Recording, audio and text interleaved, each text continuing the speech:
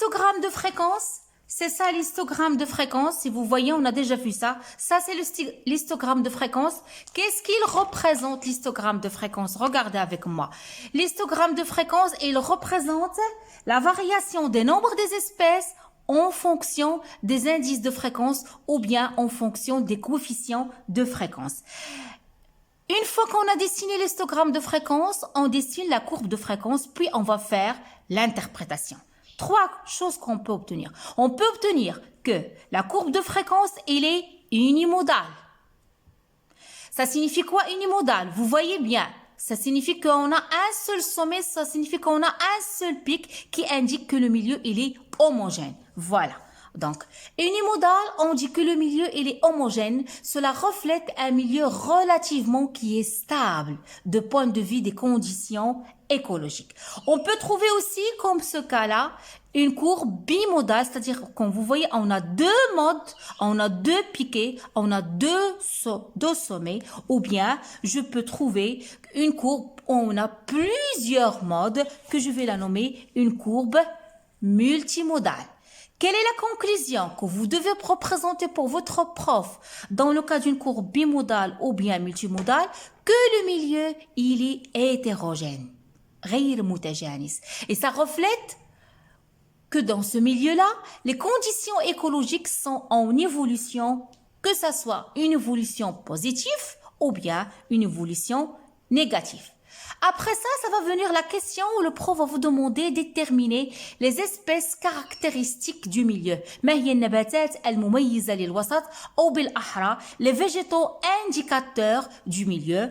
C'est facile la réponse. Ce sont les végétaux dont l'indice de fréquence est égal à 4 et 5.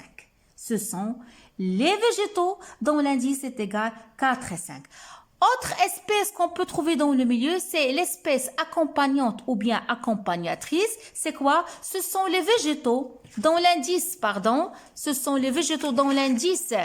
vous voyez, ce sont les végétaux dont l'indice de fréquence est égal à 3. Ils reflètent qu'il y a un changement dans le milieu ou bien il y a une interférence entre deux milieux différents. Donc retenez النباتات المميزة للوسط هي التي لها معامل التردد يساوي 4 أو 5 والنباتات المرافقة espèce accompagnante c'est l'indice est égal à 3. Espèce, un autre mot, espèce accidentelle. C'est quoi une espèce accidentelle? C'est une espèce végétale dont l'indice de fréquence est égal à 1. Espèce accessoire, c'est une espèce végétale dont l'indice de fréquence est égal à 2. Donc, vous devez retenir ces trois termes, accidentelle, accessoire, caractéristique et accompagnante. Autre caractéristique que vous devez savoir calculer, c'est l'abondance. À ne pas confondre avec la dominance et vous allez chercher dans ma chaîne, vous allez trouver une capsule caractéristique expliquant l'abondance et une autre qui explique la dominance. Donc retenez bien mes chers élèves, l'abondance al-wafra ou darajat al-tawajud al-wafra. C'est quoi? Il représente le nombre d'individus de la même espèce par unité de surface. Ça c'est l'abondance. الوفرة بينما السيادة la dominance أو ما أسميه باللغة العربية درجة التغطية le recouvrement c'est quoi? Il représente la surface couverte par l'ensemble des individus d'une espèce donnée.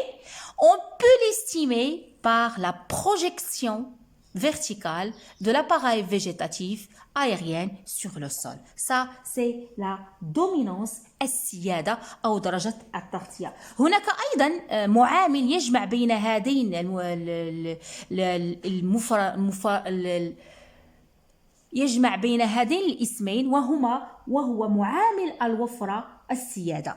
Coefficient abondance-dominance qui a été créé par les scientifiques Brown-Blanquet qui met en évidence la relation entre ces deux critères, comme vous voyez, l'abondance et la dominance. Un autre terme, ce sont des exercices que vous devez savoir parce que ça, vous allez le trouver dans le raisonnement scientifique. Ces calculs-là. La densité relative, الكثافة النسبية petit d. C'est la dominance qui est déterminée par la relation suivante, petit n sur grand N fois 100. C'est quoi petit n? C'est le nombre des individus de l'espèce en question. Le nombre des individus de l'espèce en question. Grand N, c'est le nombre total des individus de toutes les espèces. Donc ça, la relation qui vous permettra de calculer la densité relative. Tandis que la densité absolue, الكثافة المطلقة, grand D, c'est l'abondance, c'est le nombre total d'individus d'une même espèce par unité de surface. À ne pas confondre, s'il vous plaît, ça avec ça. Vous devez faire attention dans cet exercice-là, c'est de calculer la surface totale des relevés. Ce mot, un nouveau terme, relevé floristique, c'est quoi? C'est l'inventaire. Notez bien que synonyme de relevé, c'est l'inventaire. Floristique, c'est en relation avec les plantes. Donc, ce lexique touche à sa fin. Qu'est-ce qu'il me reste? L'herbier. Al-Me'shaba. C'est quoi l'herbier? C'est une collection d'échantillons végétaux séchés puis disposés sur des feuilles de papier sous forme de planches. Je rajoute la taxidermie, عملية التحنيط, c'est le fait de préparer les animaux morts pour les conserver avec l'apparence de la vie. Donc j'espère, mes chers élèves, que ce petit résumé, ce petit lexique que j'ai préféré selon la demande de vos collègues, de réunir tous les mots scientifiques que vous devez apprendre par cœur pour l'examen, va vous faciliter la tâche et ça va vous permettre d'apprendre ces mots-là, ces termes scientifiques d'une manière simple et très vite sans aucun problème. Donc, ma capsule touche à sa fin. Je vous souhaite bonne chance pour l'examen. Abonnez-vous à ma chaîne. Laissez-moi des commentaires et des likes. À bientôt.